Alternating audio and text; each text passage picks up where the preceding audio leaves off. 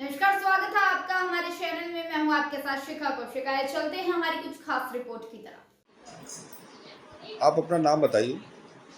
नमस्कार, मेरे एनजीओ का नाम केदारेश्वर सेवा फाउंडेशन है और हम उसके अध्यक्ष हैं। मेरा नाम खुशबू केसरवानी है। ये बताइए कि जिस तरीके से आज एनजीओ आपने बनाई है और एनजीओ पे जो कार्यक्रम किया है आज यहाँ पर जो भी महिलाएं उपस्थित हुई हैं, तो आपका उद्देश्य, एनजीओ का उद्देश्य क्या है? मेरी एनजीओ का बेसिकली उद्देश्य है कि जो महिलाएं हैं, पीड़ित हैं या जिनको मेरी मदद की आवश्यकता है, हम उनकी बिल्कुल किसी भी स्वार्थ के बिना उनकी सेवा करेंगे, उनकी मदद करेंगे।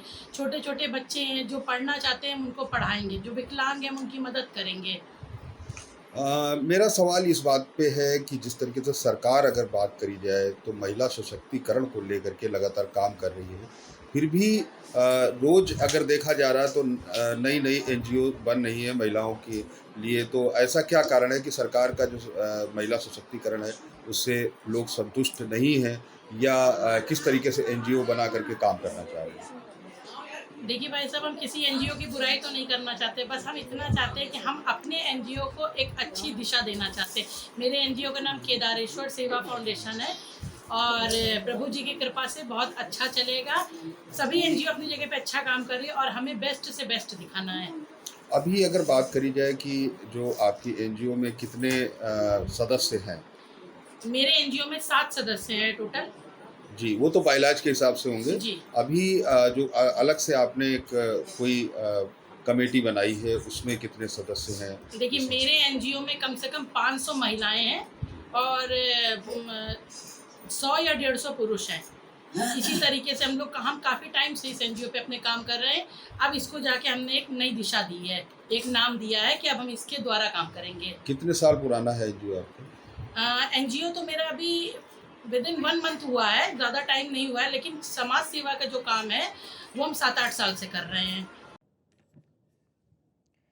लखनऊ के केदारेश्वर सेवा फाउंडेशन ने नई कमेटी का गठन कर समाजसेवी की ओर बढ़ाए कदम।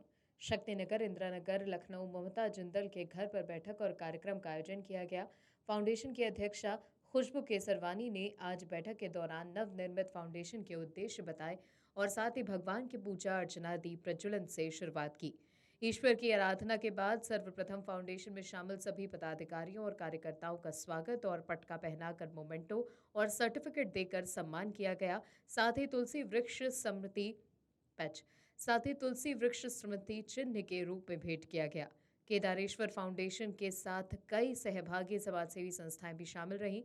मुख्य अतिथि के रूप में वरिष्ठ समाजसेवी शिखा सिंह पटेल और अध्यक्षता कर रही जरिया फाउंडेशन की अध्यक्षा ममता जिंदल शामिल रहीं। भगवान शिव पर आधारित सावन के महीने में विभिन्न प्रकार के नृत्य, संगीत पैच भगवान शिव पर आधारित सावन के महीने में विभिन्न प्रकार के नृत्य, संगीत और कविताओं से गूंज उठती सुनाई दे रही थी। कार्यक्रम के दौरान खुशबू केसरवानी ने समाज सेवा की दिशा पर चलने के लिए स्वयं शपथ लेते हुए फाउंडेशन में सभी पदाधिकारियों और सदस्यों को भी शपथ दिलाई। कार्यक्रम के मुख्य अतिथि शिखा सिंह पटेल ने कहा कि देश की माटी को जो 77 वर्ष स्वाधीनता दिवस हमारे देश के लिए शहीद हुए काकोरी कांड को हम लोग फिर से याद करते हैं और इसी के साथ हम अपने शहीदों को शत शत नमन करते हैं। उन्हें उन्हीं की याद में वृक्षारोपण को बढ़ावा देकर उनके लिए हर घर में शहीदों के नाम वृक्ष लगाना है। वहीं बड़ा होकर ये हमको जल और जीवन देंगे।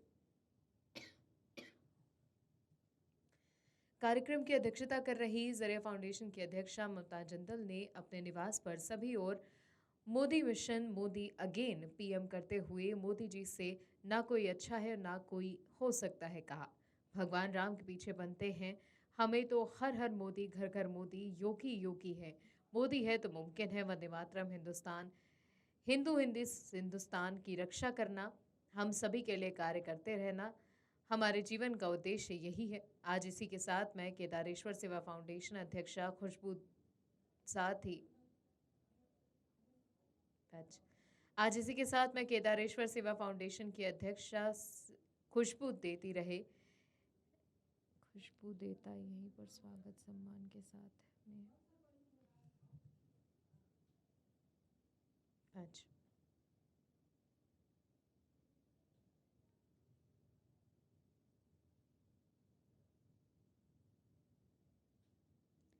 वंदे मातरम, हिंदुस्तान हिंदू, हिंदी हिंदुस्तान की रक्षा करना, हम सभी के लिए कार्य करते रहना हमारे जीवन का उद्देश्य है। आज इसी के साथ केदारेश्वर सेवा फाउंडेशन अध्यक्षा खुशबू देता रहे। यहीं पर स्वागत सम्मान के साथ में सभी बहनों का इसका कार्यक्रम, सभी बहनों को आदर सत्कार के साथ में बहुत उल्लास के साथ, कभी खुशी कभी गम, हमें नहीं भूलना चाहिए और सभी कुछ ईश्वर का दिया हुआ है, उस पर चलना चाहिए।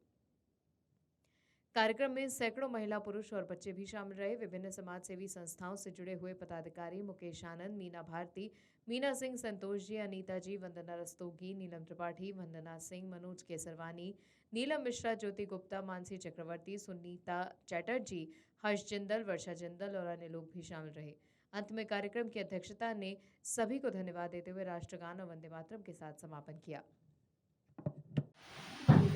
इस वक्त भारतीय जनता पार्टी से अगर बात करी जाए तो नीलिमा त्रिपाठी जी यहाँ पर मौजूद हैं। हम नीलिमा त्रिपाठी जी से भी बात करेंगे कि इस वक्त जो एक बड़ा मुद्दा चल रहा है, जिस तरीके से टमाटर पे बात करी जाए, अदरक पे बात करी जाए, सब्जियों पे बात करी जाए, तो कहीं एक बड़ा मुद्दा चल रहा है जिसको लगातार विपक्ष जो निशाना बना रहा है।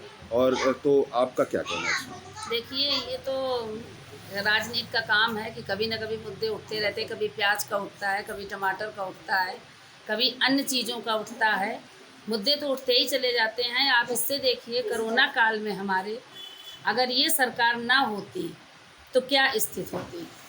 उसने जितने जो है खाने पीने, कोविड इंजेक्शन, हर चीज़ की व्यवस्था करी है। इतनी जल्दी किसी सरकार में नहीं था कि इतनी जल्दी किसी चीज़ की व्यवस्था हो जाती। आपको क्या लगता है कि 2024 आ रहा है, उसमें भारतीय जनता पार्टी कितनी सीटें लाएगी? भारतीय जनता पार्टी 102% लाएगी। नहीं, कितनी सीटें लाएगी? सीटें, हमारा तो यही कहना है कि पूरी सीटें लाएगी। विपक्ष कुछ भी नहीं ले जाएगा जी। विपक्ष अब बचा ही नहीं है। जिस तरीके से बात करी जाए कि अभी जो दूसरी पार्टियां हैं वो भी अपनी तैयारियां कर रही हैं, और दूसरी पार्टियों का भी ये कहना है कि हमारी पार्टी भी पूरी सीटें लाएगी, तो इसमें आपका कितना किस तरीके से आपका क्या कहना है कि विपक्ष जो लड़ेगा वो चुनाव, लोगों का कहना है कि अब की कांटे की टक्कर होगी। अब जो जनता जिस तरीके से कह रही, विपक्ष कह रही, आपका क्या कहना है इसमें? ये तो भाई साहब पिछली बार भी हुआ था, कांटे की टक्कर होगी और लाएगी। रिजल्ट सामने आया।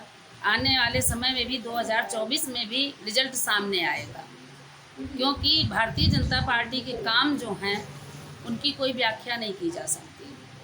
ये छोटे छोटे मुद्दे लेके वो नहीं चलती है। टमाटर, प्याज और अदरक, नींबू, वो बड़े बड़े मुद्दे लेके चलती है। आप इतने ऐतिहासिक काम हमारी भारतीय जनता पार्टी ने करे हैं कि वो किसी सरकार में भी ये संभव नहीं था और ना हुआ है। 70 सालों से बिगड़े हुए काम भारतीय जनता पार्टी ने सुधारे। महिला सशक्तिकरण की अगर बात करी जाए तो भारतीय जनता पार्टी उसमें क्या क्या इस वक्त क्या नया कुछ लेके आई है? महिला सशक्तिकरण तो भारतीय जनता पार्टी ही एक ऐसी है जो महिलाओं को सम्मान दे रही है, और तो किसी पार्टी में महिलाओं का सम्मान न था, ना है, ना होगा। क्या कुछ नया लेके आई? नया लेकिन बहुत सारी सुविधाएं भारतीय जनता पार्टी महिलाओं के लिए लेके आई है। रसोई गैस से लेके आप बड़े बड़े मुद्दे देख लीजिए, वो सब महिलाओं के ही तो हैं। राशन कार्ड जो बन रहा है वो महिला मुखिया पे बन रहा है। उम्मीद है आपको हमारी खबर अच्छी लगी होगी। हमारे चैनल को लाइक, सब्सक्राइब और शेयर करना मत भूलिए। ऐसी ही खबरों के लिए बने रहे मेरे साथ। नमस्कार।